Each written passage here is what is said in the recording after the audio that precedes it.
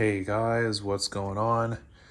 Coming at you with another update on our 79 Jeep CJ7 project. And the plans have changed slightly since our last video. So this Jeep is still destined for the body shop.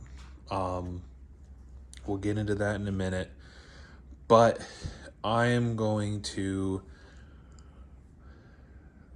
do my best to minimize the work that the body shop will have to do, therefore minimize the amount of money that I will have to pay them. So what we're going to do is I want to pretty much have the frame of the Jeep squared away. I want to get our axles squared away, especially this front axle. Get ball joints replaced, get steering replaced. I want to get the front stubby bumper made, get all that squared away. I want to replace replace or repair the bad body mount brackets that are on the frame. There's that one in the back that is completely bad. There's a couple where the holes are chewed out. So I definitely want to get the really bad one replaced. Maybe weld in washers or something on the ones that need repair more than replacement. Because if you don't have to replace these, you shouldn't. Just because you don't have to worry about welding new ones in the wrong spot. And then I'm going to replace the rear sections of the frame. I have frame replacement pieces coming for the back for both sides and a rear cross member. So gonna take my time, but the plan is we're gonna get the body back off the frame. We're gonna go through and start with those rear frame sections, getting them replaced. Then I'm going to tackle the body mounts. Then once that's done, I may run brake and fuel lines. I may not. But I may do brake lines, fuel tank, skid plate, all that. Get it all in there and handled while the body is off. Then we're going to put the tub back on the frame. And, no. So once the frame's handled, then we're going to take the tub, flip it upside down, and go through, and I'm going to seam seal the underside.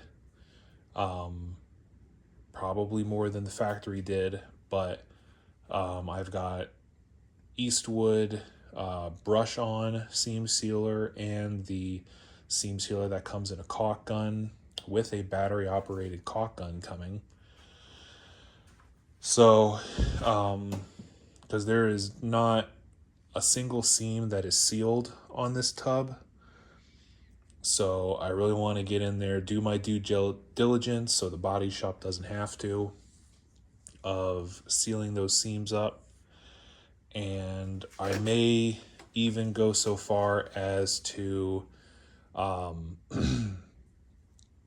bed liner the underside of the tub or do something on the underneath. Then, once the underside is handled, and I have to drill and tap at least that front body mount plate because it's in there, but there's no hole, and check all of the other ones to make sure they're good. We're going to get the body back on the frame. We're going to get our body mount bushings bolted on all mounts so that the tub is where it needs to be pretty much. And then I'm going to put the rear cross member on the frame, line up the body mounts to their bolt holes and bolt them up, and then weld the rear cross member to the frame and get the frame really squared away. Then once we're at that point, I will probably go through and seam seal all the way up to the firewall, but I'm going to leave the firewall sections blank for reasons we'll explain in a moment. But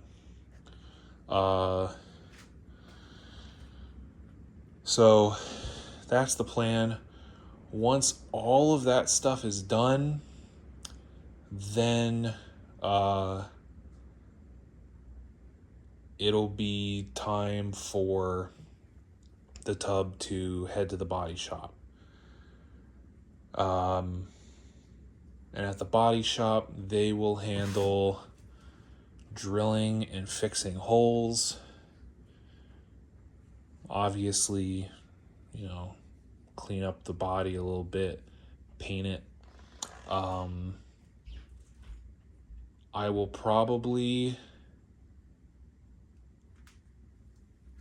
we'll talk about paint in a second. Well, I'm not going to get there. I get distracted. So, yeah. So, they'll go through, handle holes, get everything bolted on,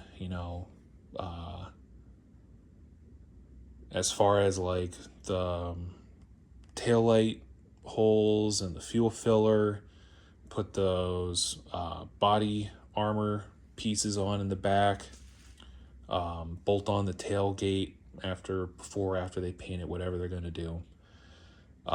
They will handle the roll cage mounting. It's line up the roll cage, drill holes, and then make metal plates to go on the underside and weld it in there or whatever they're going to do with that. But get that done. They will come in here. I'll have everything for this Jeep when it goes to the body shop. So, they're not waiting for parts or ordering parts or whatever.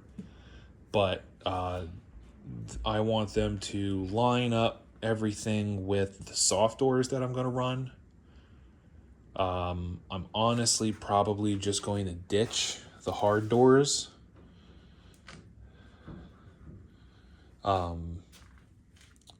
For a couple reasons.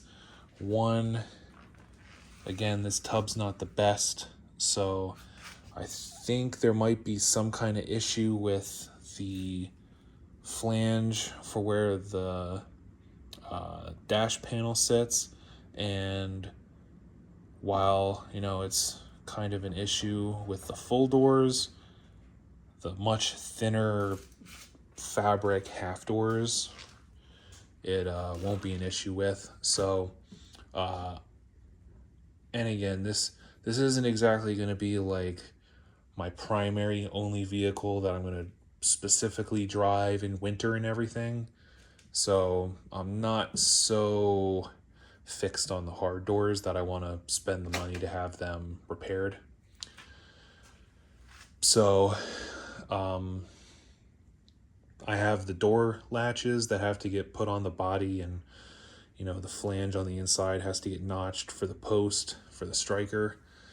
But I'm going to have them do that with the soft doors. Speaking of, they're going to handle getting the soft top installed, since again, that's going to be more hole drilling and everything. And the less holes that I have to drill means the more holes that they'll have to repair if they screw up. So always good to have someone else do it if you can. So they'll get all the soft top stuff put on, and then they'll handle things like the fender flares, getting them on, all this other stuff. But you know, they're not going to worry about things like radiators and wiring and everything like that, because that's something that I'm going to do. Again, that way they don't have to do it and I don't have to spend that money. But I'm not going to seam seal here. And the reason for that is I'm going to let them do it, because we got some serious issues with the cowl section of this tub. And again, the missing holes isn't such a big deal to me. It's annoying, but it's not like a huge deal. The deal is the holes that are here that are drilled wrong. So from the original green tub, when I realized that there were all these bolt holes missing, I cut out a bunch of patch pieces, and one of them was the firewall where the fresh air duct drain was, and the blower motor, heater core, heater box holes, battery box holes were. So what I went to do was, I've got a blower motor sitting there. I was going to put it through the factory firewall and then through the new firewall, and then maybe use like a couple sockets or something to put here, kind of lock it in place, and then be able to use the factory firewall as a template to mark and drill all the holes that are missing. Well, unfortunately, when I went to do that, this hole for the blower motor, it's not big enough. Nope, it is drilled slightly smaller than the diameter of the blower motor, so yay. So then I noticed, well, when I lined up the firewall with the blower motor, the firewall seemed a little bit too far this way, and these holes didn't really line up, and these holes didn't really line up. And then the opposite happened when I tried to line it up with these holes. So I lined it up with these, and these two holes are a little bit too far that way, and these two holes are a little bit too far that way, I think.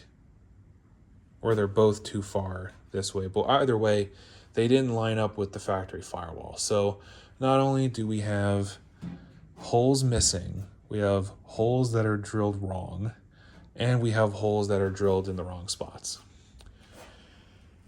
And, you know, with this Jeep, while I'm not going to be driving it every day, I do intend to drive it when it's cold out, when it's raining.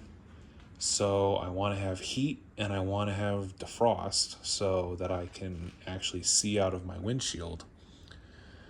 And the problem is,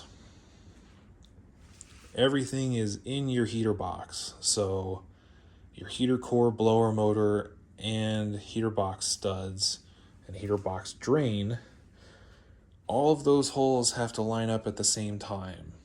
And they have gaskets, so you can't really egg the holes out too much or the gasket won't cover it and then you're getting a water leak.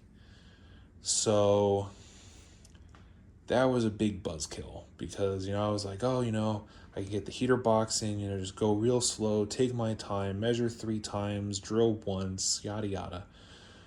Well, now we have to have these holes repaired. I don't know how the body shop's going to do it, but that's why they're the body shop and I'm me. What I could only assume, unless, they have a better way of doing it, I don't care. I'm not going to tell them what to do. But the only thing I can really think of would be to plug these holes back up, except for this drain and this, whatever this is. Use those 2 holes to line up the factory firewall piece, and then remark and re-drill all of the other holes that are missing or drilled wrong. I did put the fresh air duct in, and this hole seemed to line up just fine, so that's good. That one doesn't need to get fixed. But they're also going to have to fix our firewall hole.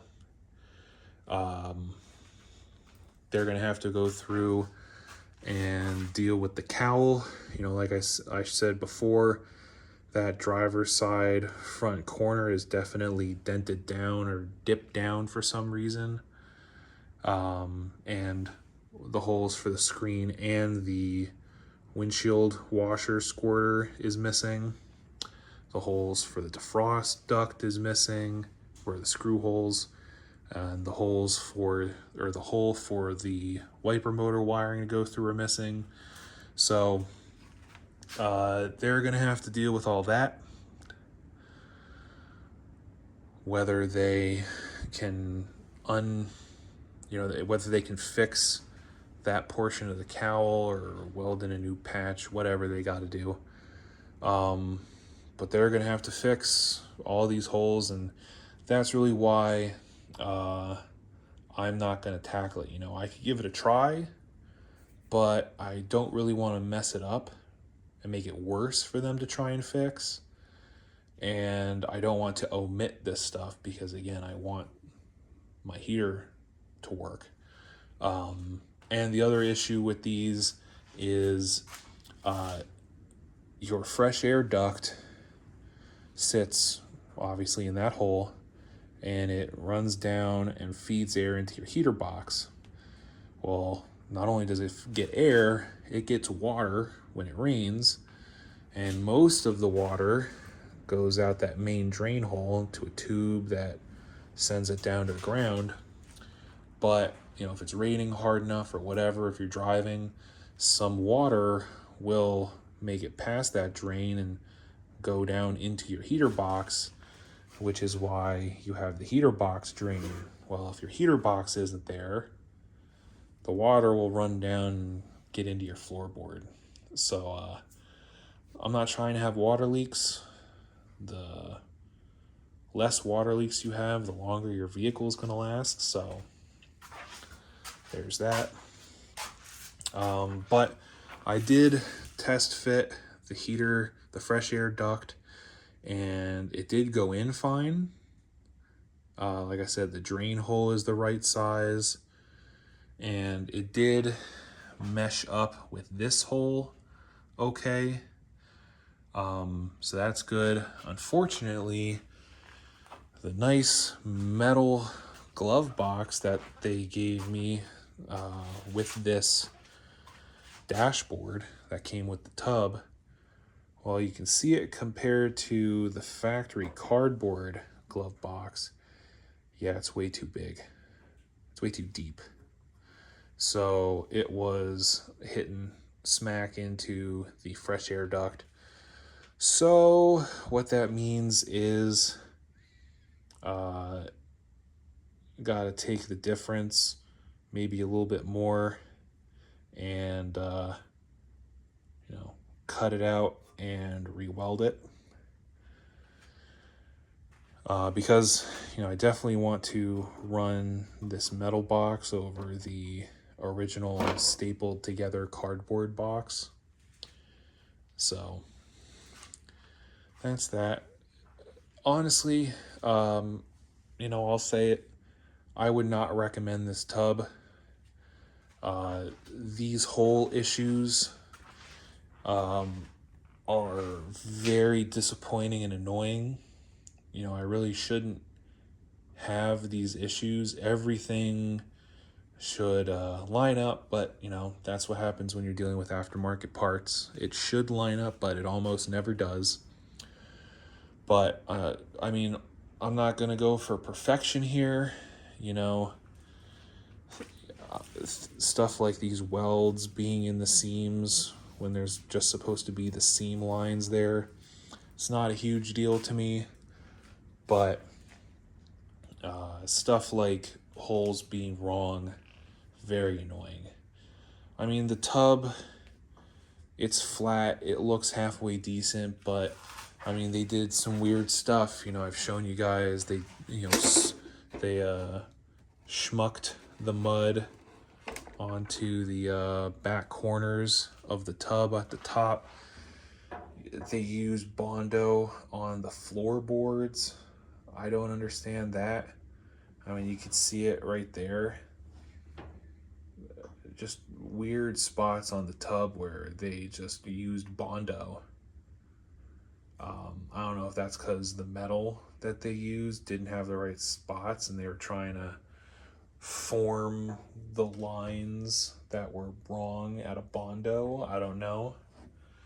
But that's, you know, it's not a huge deal on the floorboards, but yeah, so you know, roll bar holes being missing, door post holes being missing, definitely disappointing. So yeah, this Omix ate a tub. Take it with a grain of salt. If someone asked me, you know, should I buy this tub, I'm gonna say no. They get it right in the big areas for the most part. I mean, you could see here,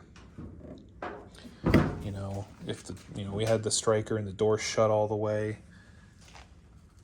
I mean, the door opening really isn't that bad. It's pretty decent. I mean, the body line does line up with the door, but they get it in the big areas, but then fall flat on their face on the nitpick areas, the little details that impact it just as much as the big details do. So yeah. So anyway, paint wise,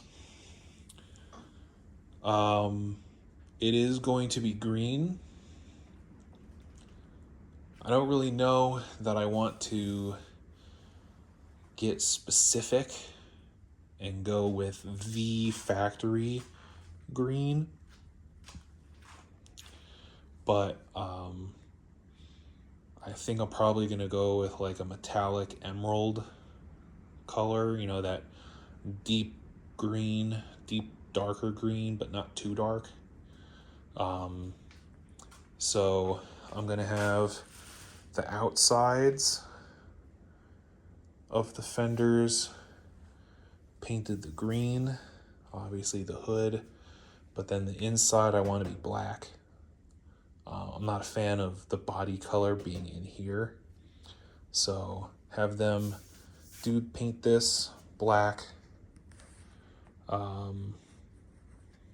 do this black, green,